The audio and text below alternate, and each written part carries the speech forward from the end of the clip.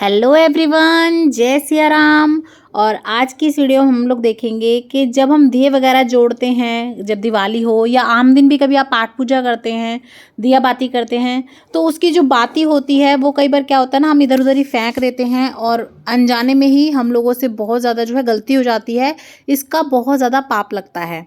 तो देखिए, चाहे आपने दिवाली पे दीपदान करे हों, चाहे कार्तिक मास में दान किए हों, उसके बाद आपको उन दियों की बाती का क्या करना चाहिए या उन दियों का आप क्या कर सकते हैं, आज की वीडियो में हम वही देखेंगे। तो देखिए, मैंने भी जो हमारे दिवाली के और कार्तिक के दीपदान किए थे उसके बाद ना इस तरीके से एक पन्नी में भर के रख लिए थे, क्योंकि एक्चुअली मुझे आप लोगों के लिए वीडियो भी बनानी थी। तो मैंने अपने बेटे से कह के जितने भी घर में जैसे छत वगैरह पे दिवाली पे दिए दान किए थे या फिर बैकुंठ चतुर्दशी पे दान किए थे, सब उससे जो है ना इकट्ठे करवा लिए थे। और थोड़ी सी लेट हो गई है ये वीडियो आने में, क्योंकि थोड़ा सा मैं बिज़ी थी। लेकिन चलिए, कोई बात नहीं, मैं आपको बता देती हूँ आप किस तरह से जो है इनका इस्तेमाल कर सकते हैं।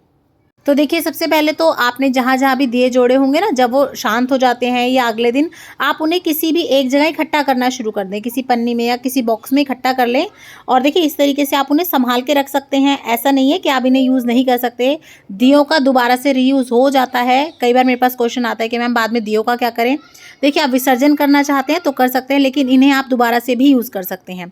लेकिन यूज़ करने से पहले आप जो इनकी बत्ती है या जैसे इनमें खील वगैरह डाली हो आपने या कुछ भी डाल के जो है दिए जोड़े हों, पहले उन्हें अलग कर लें। उसके बाद जो है हम इसका रीयूज़ करेंगे। और इन्हें आप बाद में जैसे पीपल की जड़ में कहीं शनिवार को दीपदान करते हैं, बड़ में दान करते हैं, वहाँ यूज़ कर सकते हैं। तुलसी जी के आगे दिया जोड़ते हैं तब यूज़ कर सकते हैं। कभी कभी हम कई बार मंदिरों में जाते हैं जोत बत्ती करने के लिए, तो आप वहाँ भी अपने दियों को यूज़ कर सकते हैं। ऐसी कोई दिक्कत नहीं है।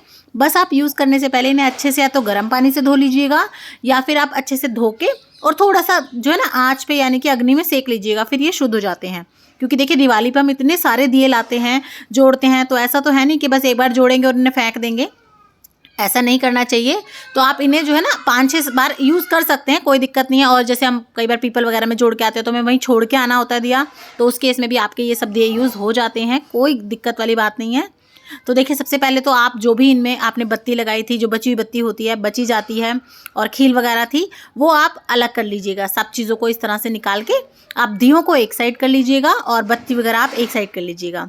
कई बार हम जाने अनजाने में क्या करते हैं ना, ये बत्ती वगैरह हुआ या जो इसमें खील वगैरह यूं ही घेर देते हैं सामान के बीच में, यूं ही घेर देते हैं, उससे जो है बहुत दोष लगता है। और देखिए, जो इस तरह के दिए हैं वो तो कोई काम के होते नहीं है, वो आप डेकोरेशन में यूज़ कर सकते हैं। और इन दियों से अगर आप चाहें तो कोई बहुत अच्छी डेकोरेशन बना सकते हैं, धूपबत्ती का स्टैंड बना सकते हैं। जो यूज़ दिए होते हैं उनसे भी हम बहुत सारी अच्छी अच्छी चीज़ें बना सकते हैं। दिवाली के लिए डेकोरेशन भी बना सकते हैं, तो आप वहाँ यूज़ कर लें। नहीं तो जैसा कि मैंने आपको बताया, इन्हें आप फिर से पूजा में यूज़ कर सकते हैं, कोई दिक्कत नहीं है। ऐसा ज़रूरी नहीं है कि आप इन दियों को एक बार यूज़ करने के बाद यूज़ नहीं करेंगे। तो देखिए, यहाँ मैंने बत्तियाँ अलग कर ली हैं इस तरह से, और दिए हमारे अलग कर लिए हैं। और देखिए, जो हमने नारियल का दिया जोड़ा था ना 365 बाती का, कई लोग मेरे से पूछते थे कि बाद में उस दिए का क्या करें। तो देखिए, मैं आपको दिखा देती हूँ। ये दिया फिर बाद में बचता ही नहीं है। ये देखिए, पूरा इस तरीके से ये कोयले जैसा बन जाता है, यानी कि पूरा ये संपूर्ण हो जाता है। तो देखिए, इस तरीके से। और अगर आपका रह जाता है बाई चांस, कई बार लोगों का ना लास्ट में नीचे से हल्का सा रह जाता है, तो फिर आप उन्हें चींटियों को डाल दीजिए, चींटियां खा लेंगी। लेकिन देखिए, इस तरह से जब ये पूरा जल जाता है तो फिर कोई दिक्कत की बात है ही नहीं। और ये देखिए, मैं आपको पलट के दिखा देती हूँ। ये देखिए, ये जो हमने नारियल आधा काट के बनाया था ना, ये देखिए पूरा जल गया है। ये हल्का सा आपको दिख रहा है, लेकिन ये अंदर तक पूरा जला हुआ है, बिल्कुल भी बचा नहीं है। तो ये भी मैं ले लूँगी। साथ ही में देखिए, जब आप रोज़ धूप बत्ती वगैरह करते हैं, पूजा करते हैं, तो धूप बत्ती का थोड़ा सा नीचे से टुकड़ा बच जाता है, माचिस की तिल्लियाँ होती हैं।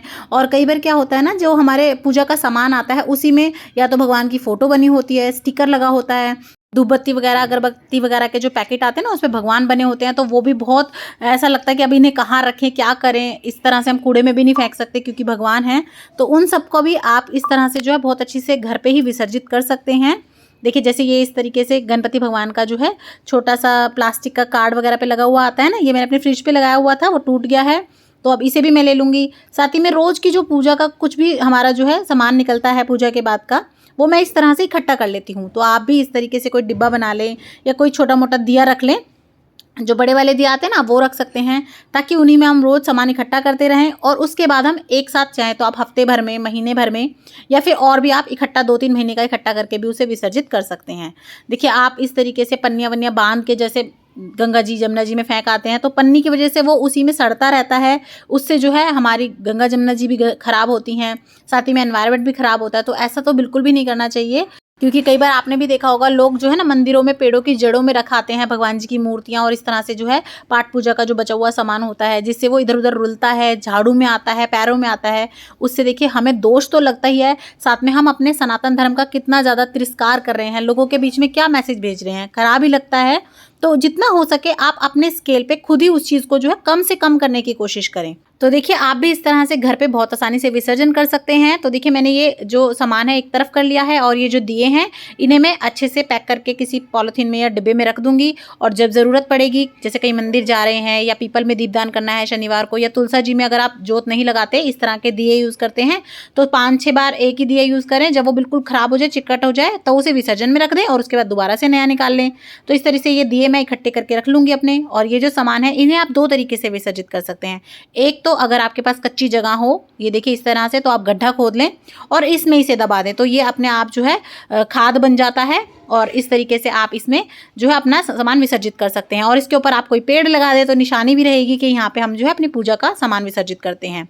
तो देखिए एक तो तरीका ये था जो आप मिट्टी में दबा सकते हैं, ये भी बहुत अच्छा तरीका है विसर्जन का, आप यहाँ इस तरीके से कर सकते हैं।